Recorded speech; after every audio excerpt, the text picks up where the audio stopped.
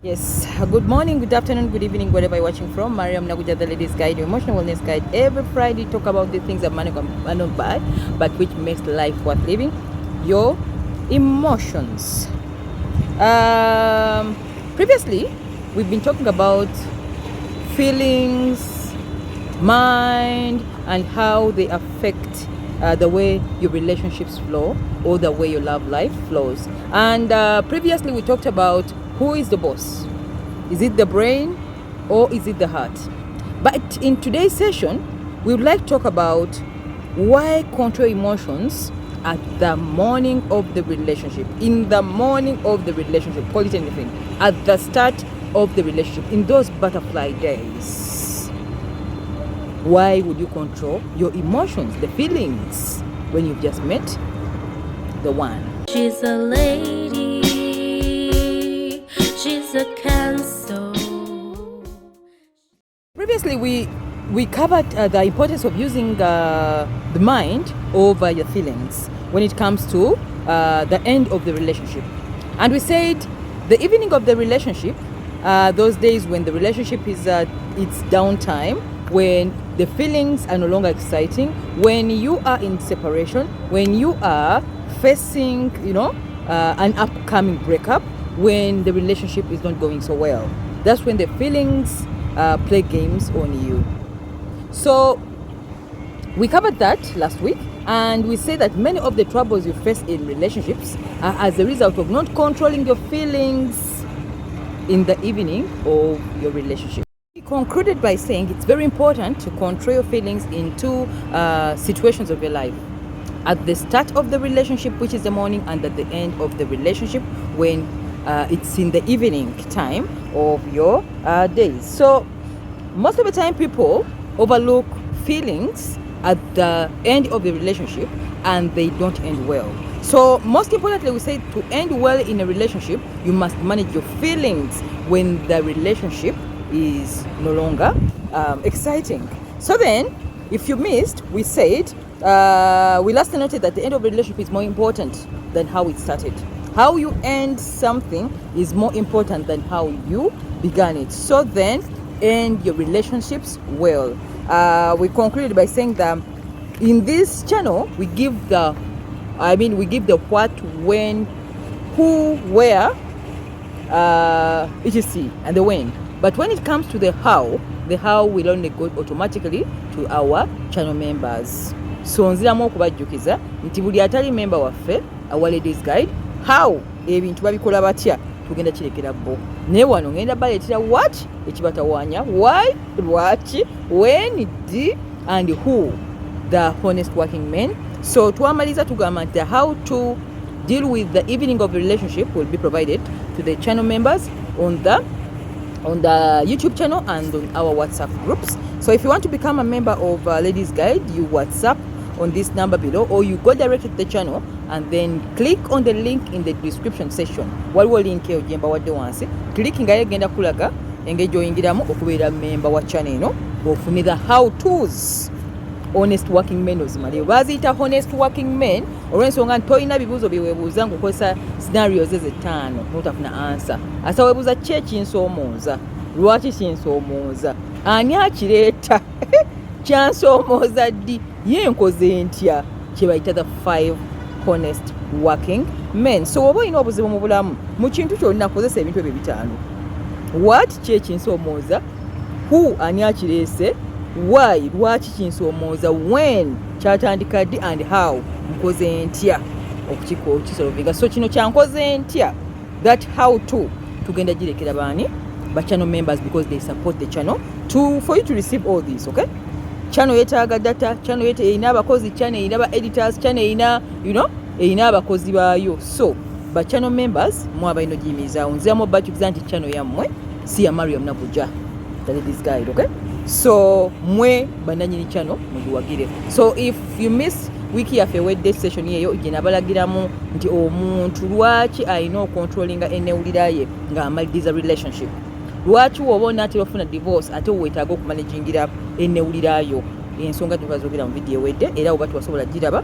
The link is in the description section, gendamu clickingamu olabe ekyaliwo last week it will give you the details of what happened. And don't forget to subscribe the channel and share it with other people who may find it useful content to you. I'm subscribing for more useful content in the future. Thank you so much. And today we are rolling in with our part of last week's session where we're talking about the feelings in the morning of the relationship, in the butterfly days. Nga wakamulaba yakakulaba. Nga owulira buli omuntu mu lubuto ng'owulira nga butterflies kutambula. Ng'omutima gukubira mu mutima gwe. Byalya biwoomerwa gwe. Alya gwawoomerwa. Wamira gwamira. Those days when you've just met the one. Why would you control your relationship?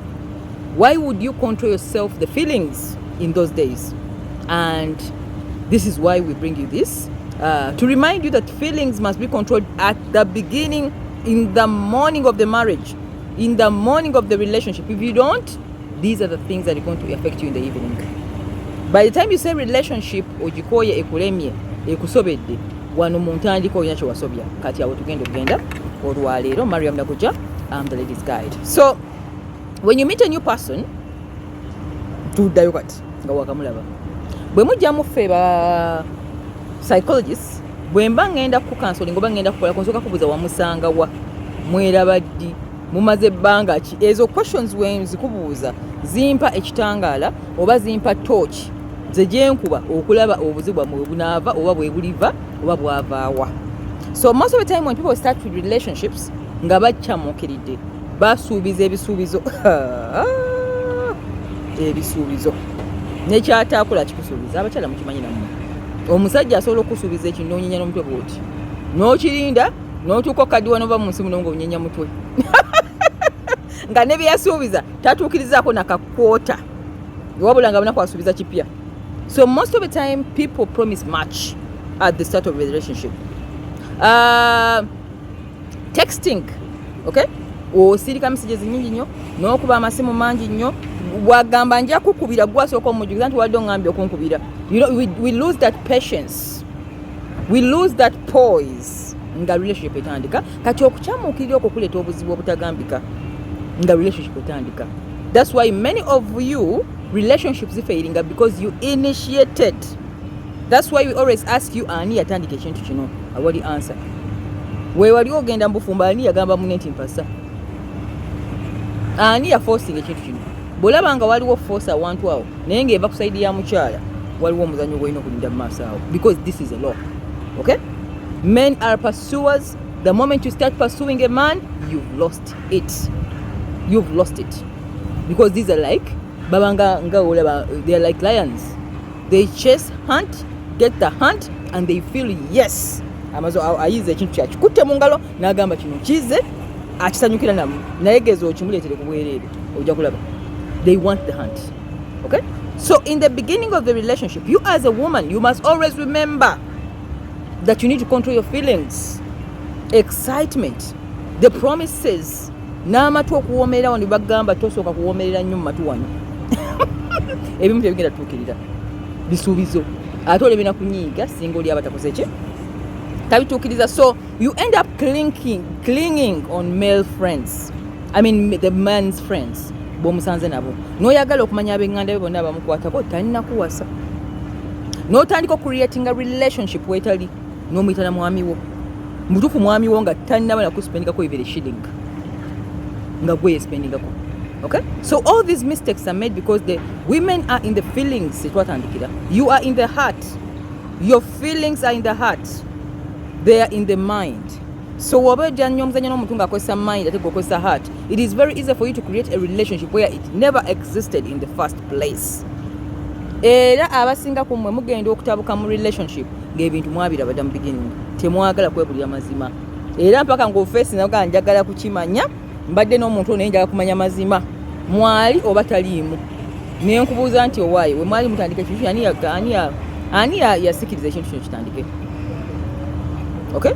Awo babira answer awo. So controlling feelings at the start of a relationship is very vital for any lady, to any woman, for the thrival of the marriage in the future and the relationship, because you will then have created a pattern of behavior oli kwalina okugoberera.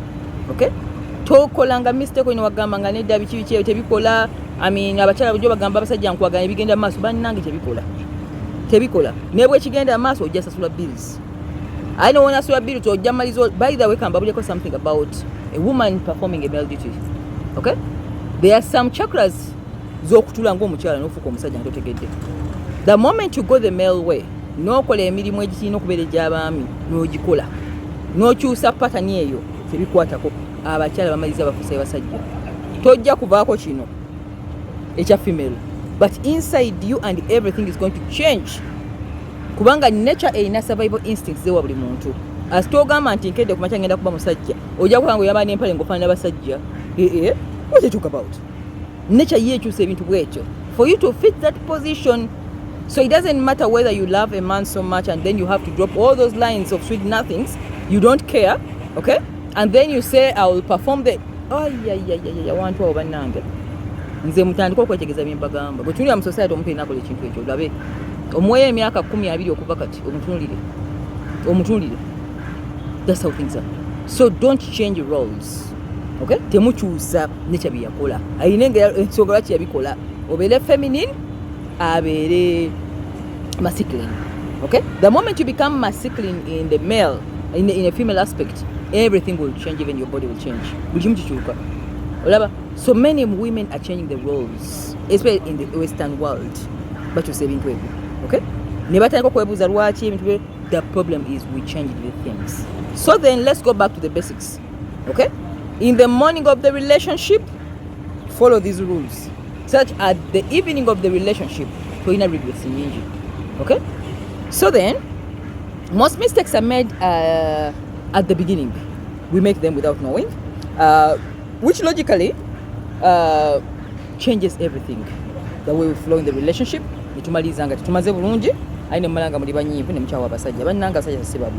Okay? Gwe goberera amateeka, nature yakola amateeka gayo tagenda gaddamu. Gwe gagobereze. Maria Abdagoja, the Ladies Guide. So let's look at some reasons why you need to control your emotions, especially in the morning of the relationship. Nga butterflies kyakutambula mu lubuto. Ng'omuntu ono w'omulaba bw'oto buliyanga omutima gukubira mu gugwe. Tosobola kwebaka. Bannange simanyi bamuyinda love. Ani kumwe ayina love asobola tubulyako ekyamutukako ng'ayina love. Tubulyako mu comment section yawo. Ani gwalaba n'owulyanga owulya butterflies n'owulyanga ne wakubira essimu bw'ati. Olekerawo okussa. Ojja nakufukamira wansi ogambe kanfa musooka mulinde nfukamire. Nga gwe gamba omuntu bannange bambagambe enkya simanyi. Naye buli omu love muyisa lulwe. All I know is that at the start of it, if you get someone who is the one n'omuwulirako ekintu ekyo kyangu nnyo okola ebintu okugenda overboard, including giving too much too soon, giving them your golden triangle quickly. In 1 week, nga golden triangle. The golden triangle. Ngawe. Nomani ogamba ne bikibi nakoze bino. Gwe yejukiza nti ne bikibi nakoze bino. Because you are in the morning of the relationship. Okay? Nga bwona alaba, example jinizo kuwa. Nga bwona ali ekikajjo nga kiwooma nnyo. Naye nga ate kijja kusala mu kamwa. If you eat quickly, yali kiwooma. Oyina okulya ekikajjo n'oyimirizaamu katono bw'oti kireme kusala. N'owaako ne time, the lulimi tukuwummulamu oteeke ekiri ekirala. Okay? That's how love is. Tolya kikajjo no and then kikusala. Okay? That is how love is. So sweetness of love is very nice. However, if you overswallow it, ojja kuwayo bingi, including properties, including money, including many women have lost jobs. Many women have ended up in places, countries they're not supposed to be because of just a decision. Just one swipe of love. So then, let us control love in the morning of the relationship. So tutunulire reasons lwaki. Number 1, reason kamba wayo reasons ezimu lwaki olina controllinga enneewulirayo okukyamukirira ng'otandika relationship n'omusajja yenna obanga wakamulaba. Ekisookera ddala, omuntu omukyala eyecontrollinga ng'otandika relationship n'omusajja, men will pursue you. You get pursued. With pursued I mean bakunoonya. Tonoonya basajja. By the way, it doesn't matter whether you're beautiful or not beautiful. It's how you handle it. Never onaaba beautiful nga gwakola pasu ojja kumaliza ng'olinga omubi. Okay, si mubi nga toli mulungi. Okay, it will be the same scenario. So when you don't call and text a new lover, when you don't ask them when is the next date, tobuzanga nti when wamulabye eggulo n'omugamba mposi tulya mukulaba bagana ddi obyonoonye gano mateeka tebakulimba nti ogenda going against it. Okay, over texting them, you know, because when it doesn't become a puzzle for a man, it becomes normal and ordinary, and that's not enjoyment. Because remember, their brains operate on a hormone, vasopressin. So this hormone ya muntu kuyiga naturally. Bw'oyiga ekintu noza, that's why bagala nnyo games, golf, tennis, football, ebintu ebirimu okulaba nga nekyagoba kiri as if bwakikwatako bwati, that victory gyawulira kyekyeta hormone eyo. So if vasopressin has not been instilled in a man, nga togimuyiye mutaswagwa mukwano naawe. So how do you make this? Is by making them solve a puzzle. Don't care whether you're not beautiful so much. Don't care about you're not what. The moment you make it easy, eri hormone ngefa. Gonyini gwakuba mukwano oliwa ngenda kulabadde anti ntudde wano nkulize twakulinze dde olina okulya ekyeggulo anti waga you have become very ordinary. You call it care, you are chasing them. So then, how do we do it? Do not pursue, let them pursue you. And the only way they will not pursue you is when you handle your feelings. Yadde ulya ng'ofa nnyo n'okwata essimbo nga ngenda noga sooka olindeko tokuba ogenda kwonoona ekintu essimu n'okiteeka wansi ta noga kaninde. Remember, when a male likes a woman, I already told you, they will pursue you, they will call you, they will move for you, they are chasers. So there is no excuse that he's not coming. Maybe he's shy. Mami doza antidde nze kantandika nti asirika ndaba ayaga kwogera naye atidde mtomuyamba kwogera gw'okimwogerere bw'aba atidde alina ensonga zisooka olindeko. Okay, that patience is what we call controlling your feelings. We shall teach you how to do that. Okay, so number one reason why you need to control your feelings at the morning of the relationship is you will get pursued. Isn't that beautiful? Do you know what it means to be pursued by a man? Ngaya kunonya. Isn't that beautiful? You're feeling job of unangomchalo gamba. Yes. At least I found someone who cares. Someone who wonders where I am. Someone who can ask you, how was your day? Are you okay? How that feeling, that's the origin of the confidence of a woman. So if you end up pursuing them because you can't control yourself, nga tukwagala wano byonoonye ye akidefininga bulanga tugenda okubalaga mu maaso awo. They will define it differently. Gw'otegeeza kirala ye alaba kirala because their mental structure teraba laavu nga ffe tugiraba. We are totally two different beings in the same universe. Okay, so number two, lwaki olina controlling feelings zona bagamba Friday session ya njagata oluganda lw'oluzungu. Monday yo lwa luzungu kubanga bya bwongo. It is psychology. Monday is bya luzungu. Friday njagenda njiga mpaka ninatereza oluganda olubere purely Luganda. Okay, because twamala tudula nti channel eno abasinga ogiraba but the language yeno gye bakozesa twanoonyereza ku analytics ne tulaba nti abantu betusavinga tubawa kye beetaaga tetubawa ffe kye twagala. So I'm trying to teach myself Luganda. Nagwe jatamanyi Luganda oli olugezigezi nagwe jatamanyi Luganda kati kangezeko gosomesa Luganda then ndubaleetire wano tukwatagane ngezeko dufula odu to change the words to fit your understanding because I care about you. So number two, controlling your feelings or controlling your feelings ng'otandika enkolagana n'omuntu yenna especially omwami mu beginning nga akyakuba omukuba kikuyamba obutalowooza nti yeye.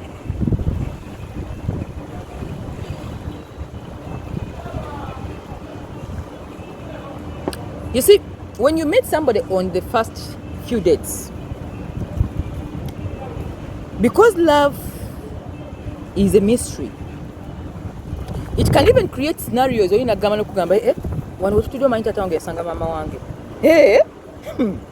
munnange ddadi wange yatuwa story nti mami wange yamusanga kushira toni kyokka nawe wenkusanze kale yegwe nogamba manfunye yono yenyini. You can create it, can love can play games ne creating miracles westali nogamba omanyi kale mbadde ngenda, let me say I was going to Masaka, then I said lwaki ngende kankwata n'oluguudo olugenda bugoloobi kumbe ngenda sanga gwe nga gulowooza he's the one.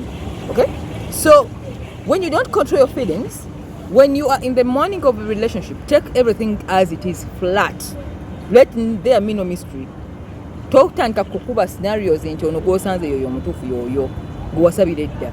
Bannange frustrations zivudde mu kintu ekyo era abasinga mukimanyi nolaba ekinogamba yono kubanga no creating a miracles awo ezibadde nabadde ngenda wa ne musanga wano nabadde ntambula nensala bwe nti ne musanga wali kitegeeza you start overthinking that he's the one.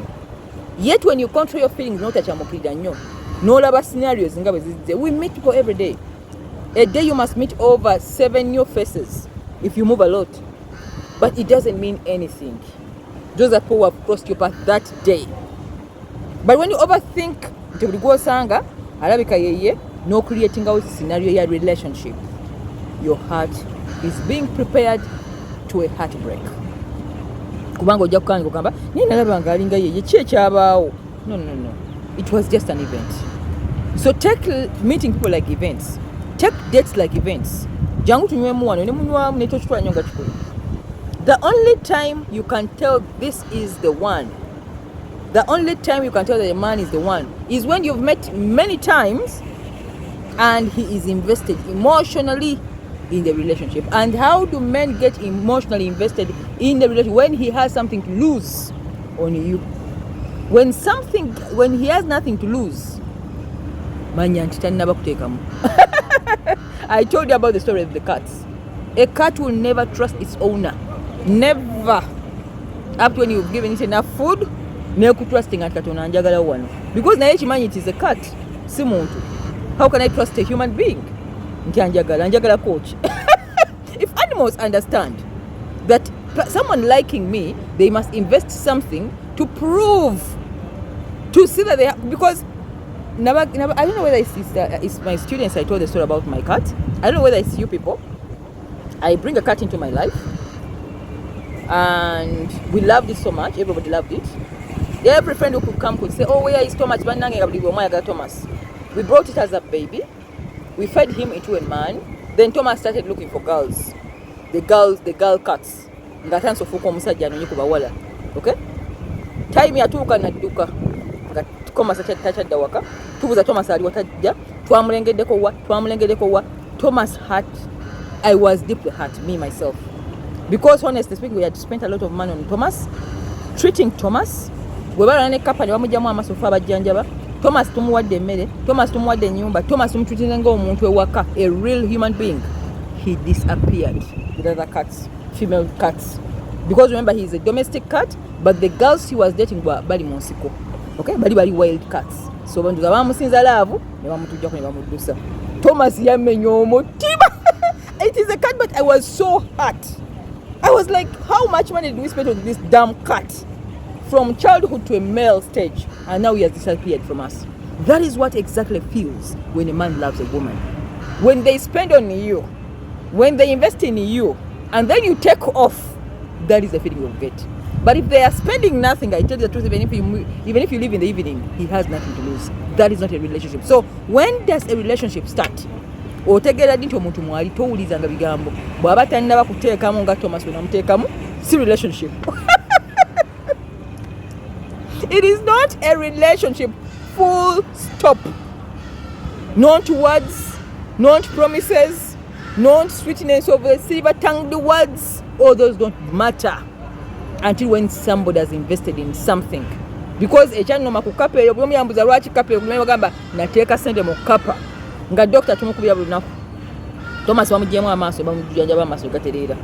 Thomas bamutagula oluusi balwana ne kapa nakumawo nga atonya. I tell you, when he got lost, I felt it. Then in my heart I said, wow, now I understand. The only thing you can feel that you've lost is what you've invested in. That's what they call a relationship. So if he's not investing anything into the damn relationship, that is not what? Period. So then, don't overthink. Control your emotions until then, when you've invested in, when he has invested something like how I invested in Thomas. When you ever forget this, remember my story of that cat. Honestly, I'm not lying. It is a real life story. Thomas disappeared after eating my money. Too much of it. Dr. Wajam Bempiso. Bamtekam eye drops. Bamteleza amaso. Banaga tumukolede akayumba wasula. It took off. It hurt me so much as a pet. We had to replace another cat, but I will never ever fall in pets like that again. It can break your heart deeply.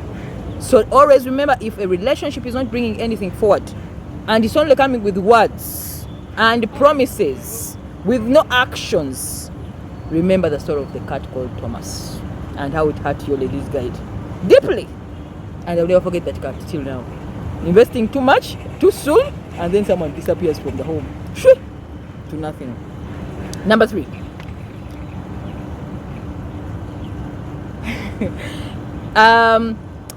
Paying attention to your feelings in a relationship helps you to increase your emotional intelligence in love. Mu Luganda kikuyamba okweyongera okumanaginga enkolagana yo n'abantu abalala mu byenneewulira. N'otagamba gundi yannumya. Obulumi obwo batojja buwulira ng'oyize okwekontrolinga mu beginning of the relationship. So when you starting a relationship, avoid over-excitement. Remember we said emotional investment kiki njogedde ekyakapa kakati ate wano kikulenga bulungi nnyo. When you emotionally invest yourself in something, you give it everything you have, too soon kiyingira mu mutima gwo kubanga oba okibalanga kyotaddemu. Omuntu yenna akuteekesaamu ekintu n'akuinvestingisa mu kintu kyonna aba abba mu ki mutima gwo. Omutima guba gugenze nga kapa we yatwala omutima gwange. Really a cat? Really? Olaba kati oli nowe mugamba nti wana ekapa yannuma agamba olumirwa otya kapa. Nobody can understand what I went through. Calling the doctors, buli lunaku tujjanjaba kapa. In fact, one of the time they made now ngako made I know muyiwamu amaaso, eye drops amaaso bagatagudde balwanyi. Tulina muyiwa mpaka amaaso wegawona. Buli lweggulo olina omukuba esimu eye drops ostaddemu eriiso litaledde tulina atera oterera natufuula as if tujjanjaba muntu. Can you imagine that?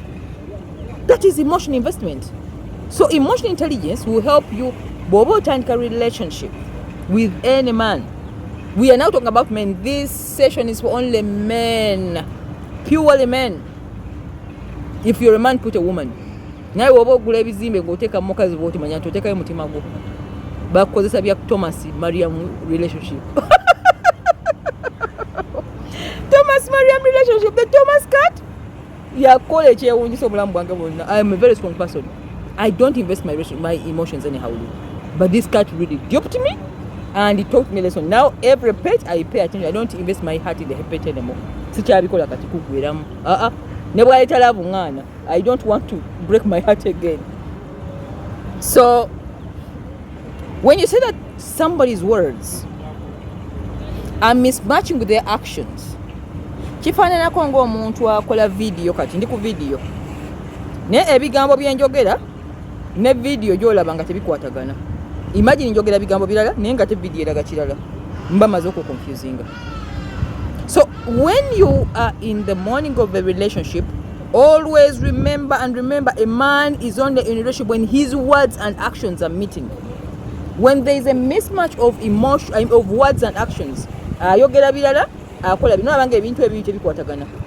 Asitola bekigambo n'ebikolwa kitegeeza nti video ne audio si bye bimu.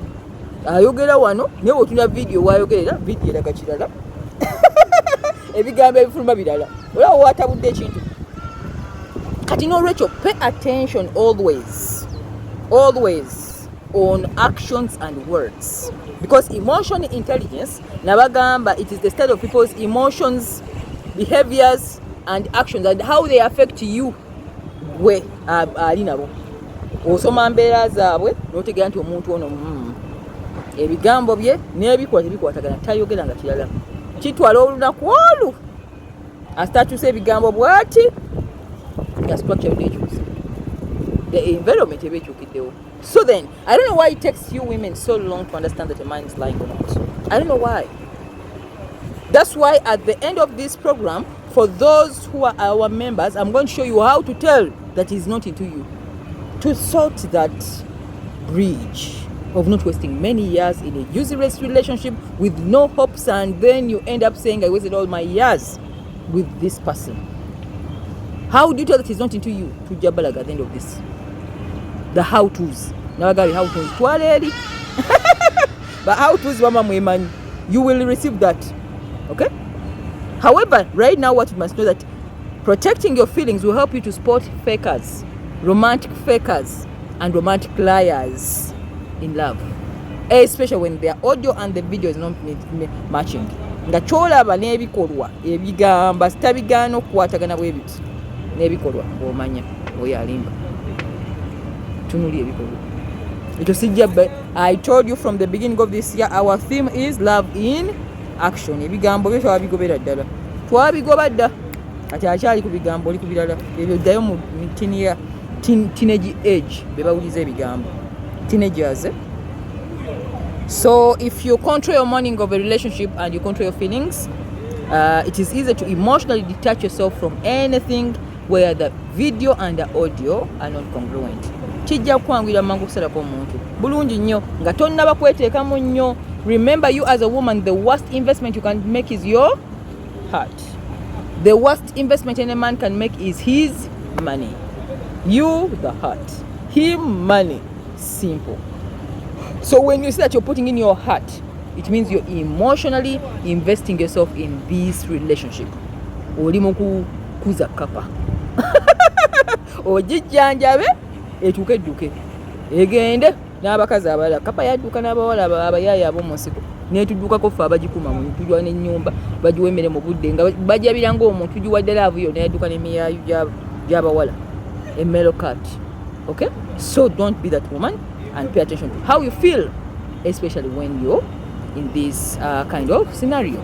Number 4, the fourth reason why you as a lady must pay attention to feelings in the morning of the relationship is men want women who don't want them. Ekyo kyama oba njogereko ama abasajja baagala abakyala batabaagala. Kansiriikirire sooka kikuyingire mu mutwe. Men want women who do not love them. Full stop.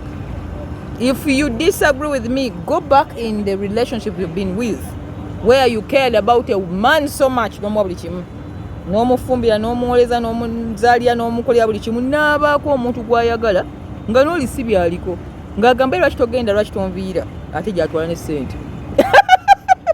Gye bamuvuma gy'atwala ssente, gy'atwala laavu, n'omugamba naye otegeera bulungi gwe tulaba mukwano ki, n'otegeera n'omujjukiza nti gwa wamwagala nga tabiraba. So men love women who do not love them. Be that woman. As simple as that. In fact, in one of the books I read some time back was about Mr. Right. The lady said, treat men you love like the ones you don't love. Nga bw'oyisa ogusajja gw'otayagala gukubira essimu n'okola bw'oti n'otagidda namu n'ogamba neerabidde nze nande neerabidde okuddamu bw'oti omuyisa abasajja be mutayagala. Owulira ate bo ne bakuba bambire babaagala nnyo. Kaakati n'ono gw'oyagala mukole nga bw'okola oli bwe baatugamba. Treat men you love like the ones you don't love. That is the scenario on how to find Mr. Right. Kati ate bano be mwagala be mukubira amasimu n'omugamba onajjukira okunkubira obanze nze oba nkukubire. Owulira naye ng'ate oli gw'otayagala ne bwakubira essimu togikwata. Naddamu n'akubona n'ekitu yabwoti n'ogiteka mu silence. Oyo tomwagala. Naye ono gwe gw'oyagala gwakuba amasimu gwapasuubinga n'oyonoona ekintu kyonna kyonna. So the book said, treat men you love like the ones you don't love. That is the secret to find Mr. Right. Period. So when a relationship comes so easily for a guy, when he has not hunt, when he has not put in the hard work, when he has not toiled, when he doesn't see you as a challenge, a puzzle to fit, it always ends when they don't want you. Ojja kukola buli kimu, ojja kufumba emmere, ojja mulabirira. Ate omujjukize nti gwe amwagala. Mukwano sikwagadde. Mu butuufu si kye sitakoledde, oyogere olulimi lugwe wali. Agende oli wata amuvuma. Amuvuma ate amwena ebyayagala. I don't know whether I'm communicating. I don't know whether you've seen that before. It happens in society so much. Because when men come to talk to me, nga n'abawala babavuma naye n'agamba nze mpulira mwagala naye ng'ate yamuvuma.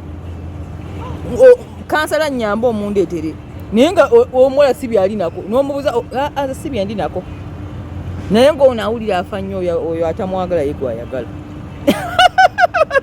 Unrequited love, okwagala takwagala. So love is a very deep puzzle. It is a very deep puzzle. Okay?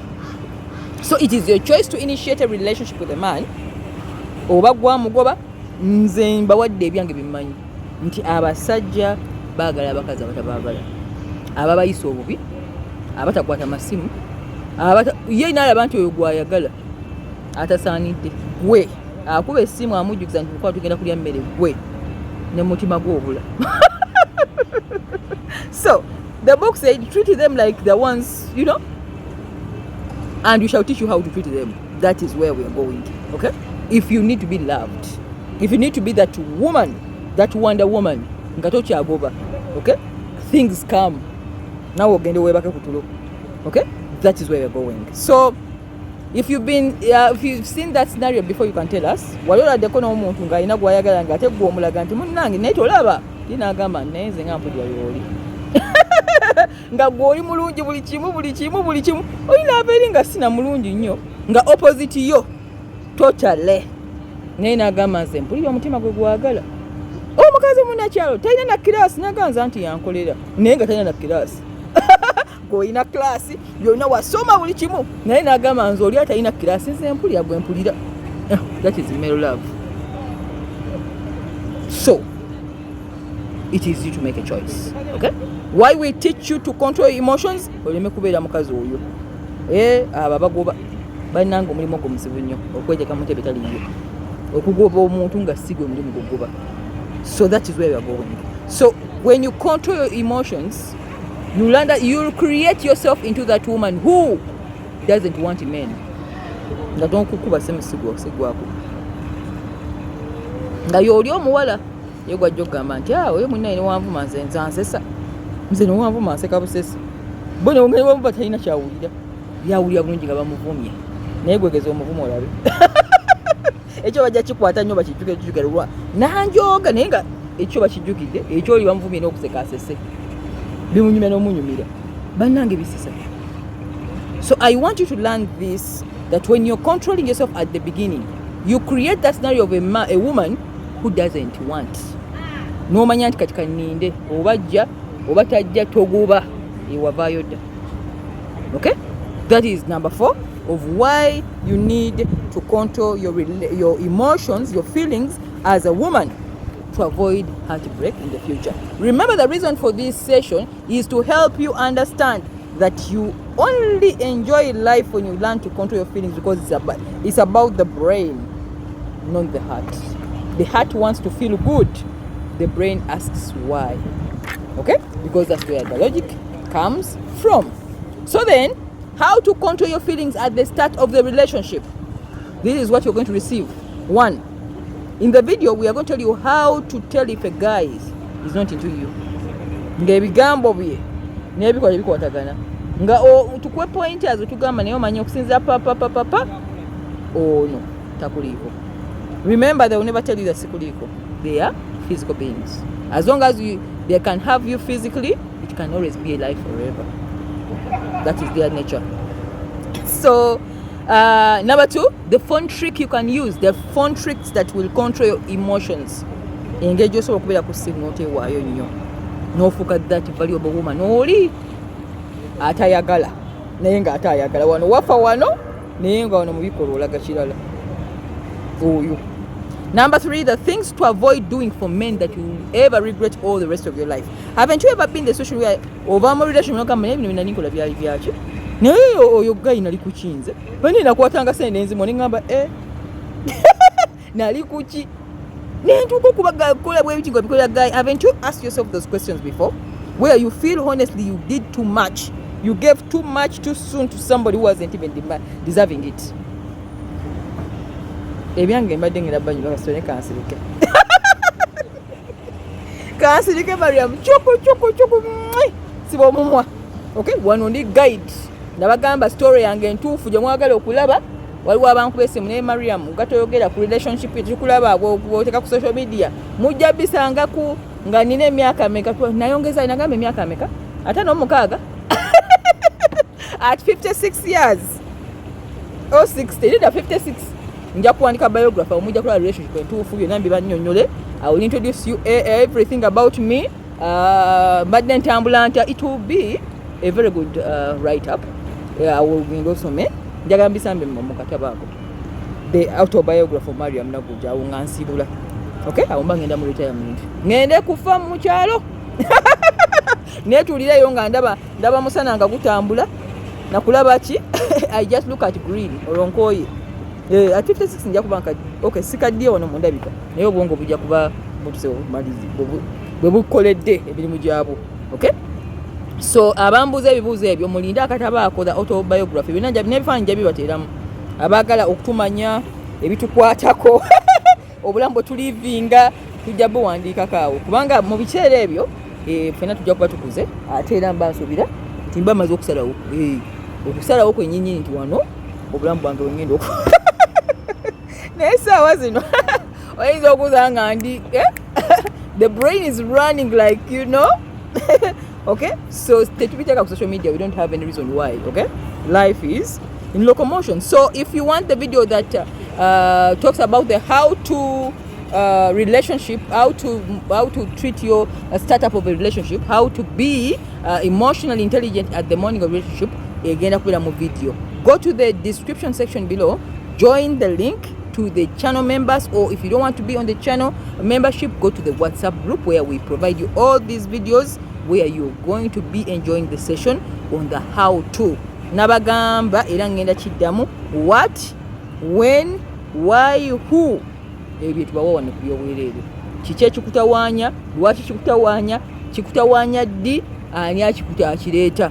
Tujja bisanga wano on the free content. But for those who support the channel on our channel membership, bagenda kufuna the how kitegeeza tusolovinze ki ekizibu kino kati fe tugenda balekeranga ekizibu mugende mukyenongoze. You see how long it takes to get the solution. Hey, si byamangu bannange, content bamalaga munoonya. It takes a while for us to collect all this content. That's why the channel members are respected. The WhatsApp group members of Ladies Guide are because they support you guys to receive the when, what, where, and who part of your life. Okay, so then wait for the how to. Our channel members, if you want to be, just go down there and then click on the link. It will lead you to how you can join us. Otherwise, we've come to the end of the session why you need to control your feelings at the beginning of the relationship. And I end by reminding you, if you don't control your feelings at the beginning of the relationship, it is going to be a headache in the end, especially at the evening. Okay, so start early when you're starting up this relationship, and then you solve that problem. Thank you so much. And once again, I'm Mariam Naguja, the Ladies Guide, your emotional wellness guide. See you again next week, and bye bye.